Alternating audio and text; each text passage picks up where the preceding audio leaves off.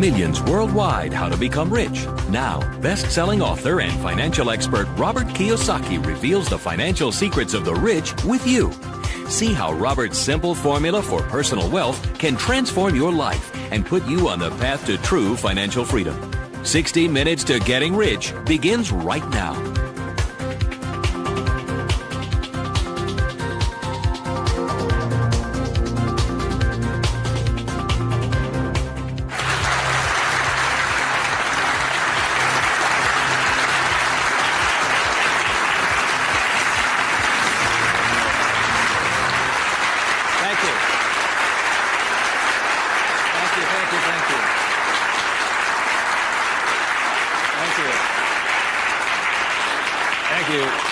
Very kind. Thank you very much.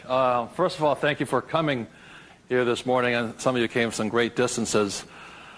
I remember every time I do a talk, I'm always worried that people won't show up, and so my ego couldn't handle the blow. So thank you for showing up, and I'll do my best to be of some value or entertainment today.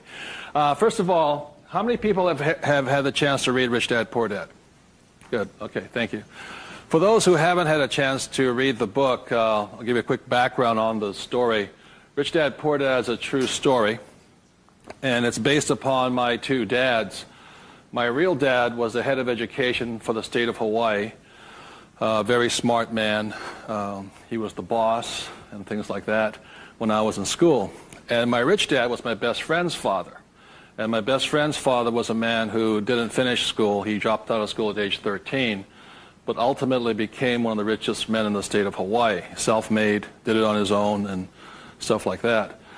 So Rich Dad, Poor Dad is a true story of what two fathers tell their two sons, my best friend and I, about the subject of money.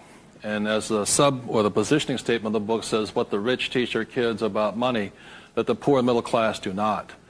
And as we all know, for the most part, we learn very little to nothing about the subject of money in school. And so what we learn about money oftentimes is handed down from parent to child. And those are the ideas that we have relative to the subject of money. So my rich dad was a man who, he was my best friend's father, like I said, when you look at the white sand beaches of Waikiki and the hula girls and the palm trees, my rich dad was the guy that owned the land underneath the hotels. And my poor dad, I call him my poor dad, although he was a high-paid government official, and I do mean high-paid. He made a lot of money. In fact, he made much more money as far as a salary and paycheck goes than my rich dad. And so the story is really what my rich dad taught me as compared to my poor dad. And so what we're going to be going over today are some additional ideas and thoughts and information that may assist you in getting wealthier, easier, quicker. How many people would like to get wealthier, easier, and quicker?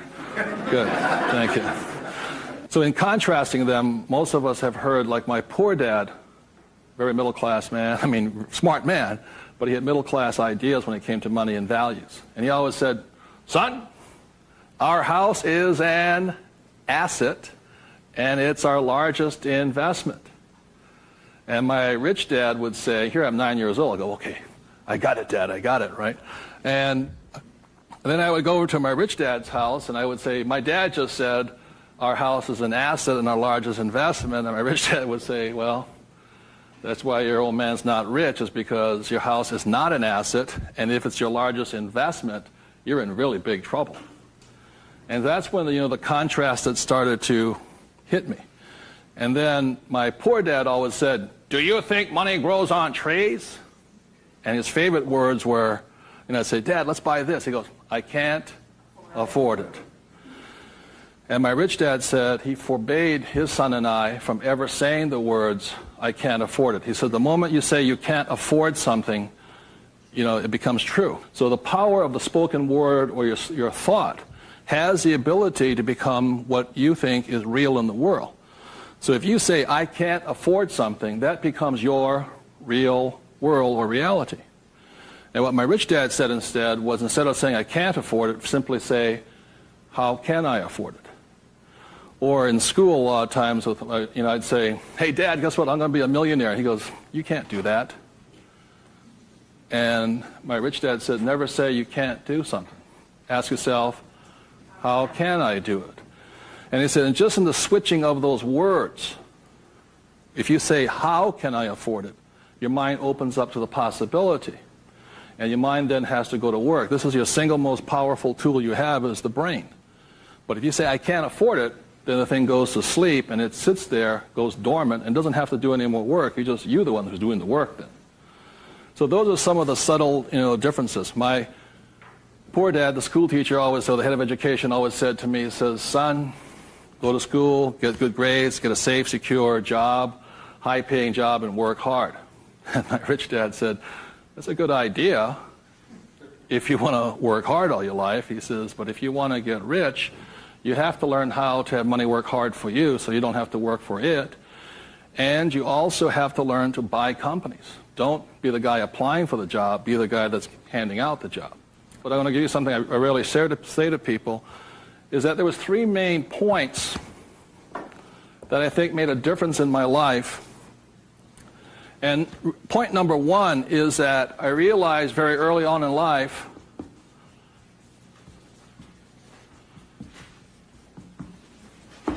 money is a what? Idea. It's whatever you think it is. Now, when people say, well, how can I get more money? I say, well, just first change the way you think. Change your ideas. Now, that's the good news. That's all you have to do. I realize when I talk to people about money, I'm slamming straight into their ideas. And, a lot of times with money, there's several subjects you don't talk about at the dinner table: sex, religion, politics, and money, and whatever. And the reason for that is it's a very volatile subject. Whereas in my family, my poor dad, the school teacher family, was, I'm not interested in money. Money is not that important to me. I began to realize that was my poor dad's idea, was his attitude. Whereas my rich dad always said to me, money is power. Money gives you power. Respect it. Treat it respectfully. So there's all these different ideas about the subject of money. The thing I hear people say is, I'll never be rich. And that becomes a self-fulfilling prophecy, you see. And that's why money, just as an idea, is so, so powerful. And when I talk to people, I oftentimes ask them, I said, what did your parents tell you about the subject of money? Because that becomes real. If you were told, go to school and get a job, see, many of us may not be in the same profession, but we're following the same path. And most people did not come from families that were rich. In America, less than 1 out of 100 people at age 65 becomes rich. In the richest country in the world. 1 out of 100. 4 become wealthy. I think 56% are dependent upon the government or a pension to take care of them. And they start going downhill. So what I had to do, what I'm going to be talking to you about, is I had to watch my ideas, I had to watch what I said, and I had to watch who was giving me the ideas. Okay? Because they're not the same. Like you go to one doctor and they say, eat a low-fat, high-carbohydrate diet. You go to another doctor, they say, eat a high-fat, low-carbohydrate diet. Somewhere you got to make your choice. Number 2, the thing that I learned by having 2 dads with their contrasting points of view, I realized this really early on.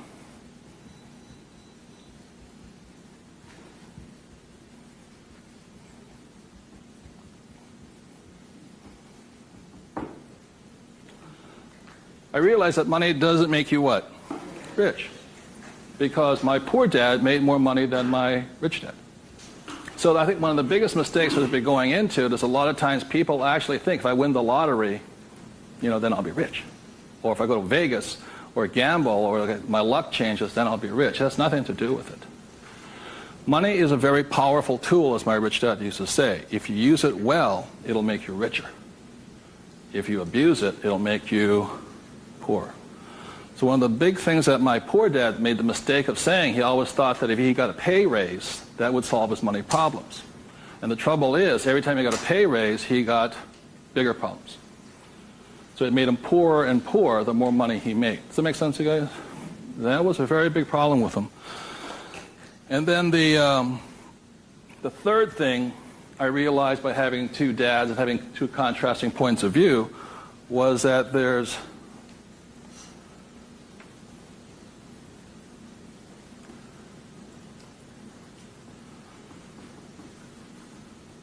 Two kinds of money problems. One problem is not enough money. The other problem is too much money. And they're both problems. And the thing that I say to people is this, that, like I think most people think they're real special. I'm the only one with money problems. Well, the reality is everybody has money problems. Everybody. Every single person. Every company has money problems. Every country has money problems. Every government has money problems. Everybody has a money problem. What makes you rich or poor or middle class is how you challenge or handle the problem. And what most people do, since, so most of us came from families where the problem was too much or too little. Too little. And that becomes our idea. We think money is scarce, hard to get, work hard for it. Very popular idiom going around today suggesting that the way you get rich is cut up your credit cards. Oh, man. Live below your means. Those are poor people's mentalities. Save, go long term, buy mutual funds. And it's not a rich person's way of thinking. I love my credit cards. They make me happy.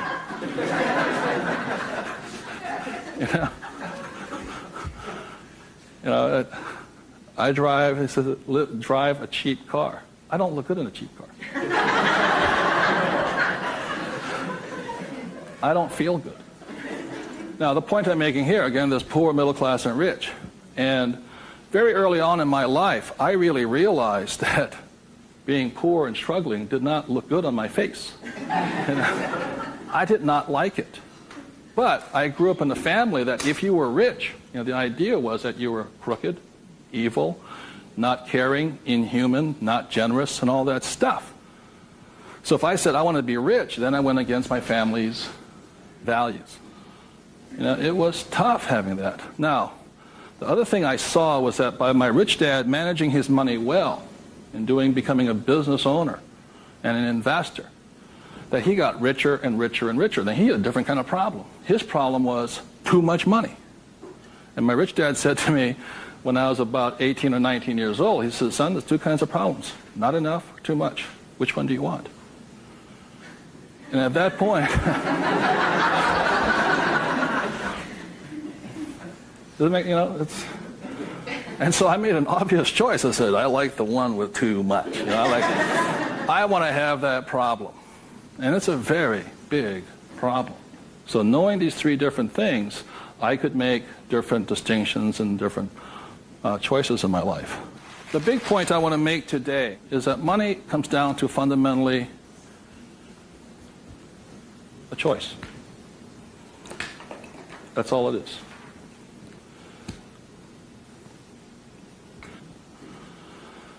And so, as a young boy having two dads starting at age 9, I had to make a choice of which dad I was going to listen to. And it was a tough decision. Really, really, really hard because I love both men. Both men were big men. If there was a role model that they filled, they were tall, and they acted like John Wayne or Robert Mitchum, not Pee Wee Herman.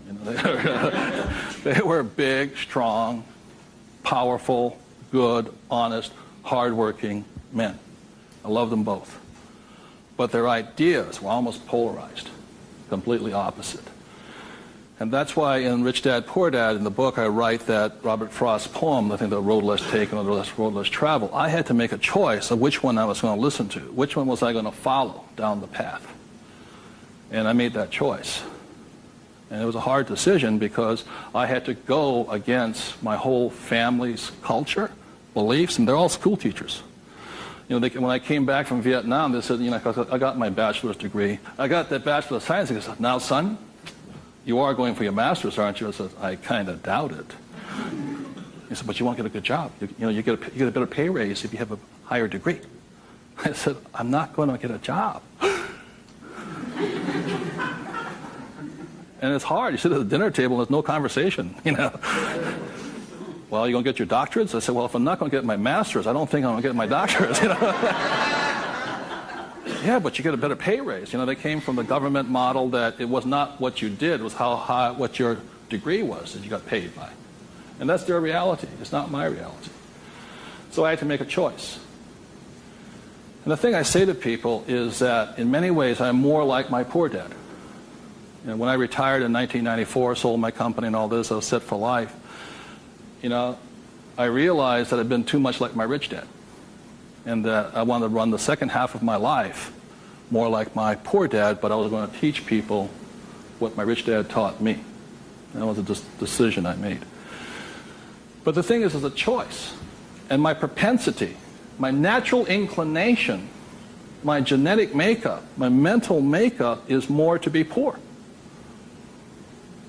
I have to fight my natural inclination to go for job security, to play it safe, save money, invest for the long term, all that other rot my father believed in. The point I'm making here is this: every morning I get up, I still make the same choice. Every morning I get up, I make the choice. Do I make the choice to be poor, middle class, or rich?